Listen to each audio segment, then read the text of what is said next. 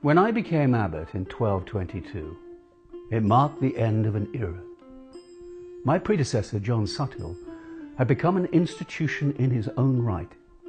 He ruled the abbey for over 40 years, and what years they were, with two kings, Richard the Lionheart and his brother, King John, nicknamed Lackland, entering the history books as larger-than-life characters.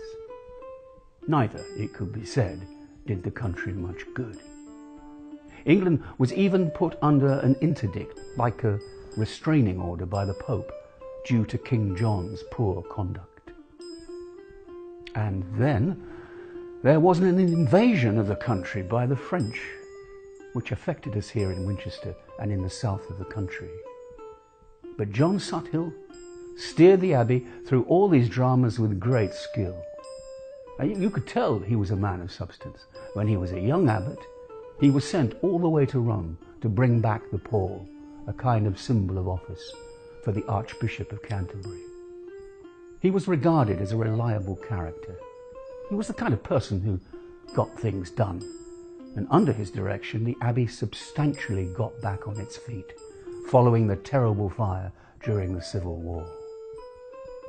He was helped, I must admit, by a kind of miracle. Shortly after he became abbot, there began to be sightings of St. Barnabas. Well, news of that nature spreads like wildfire, and it attracted pilgrims to the abbey, and not just from England. This was the time of an enormous upsurge in pilgrimage. Thomas Becket had been martyred 10 years earlier, and people were flocking to Canterbury to his shrine. Winchester soon became an important starting point for the pilgrims' route to Canterbury, and Hyde became the first destination on that journey. Over the years, it helped the abbey to become very wealthy, using that wealth to acquire lands and property in Hampshire and beyond.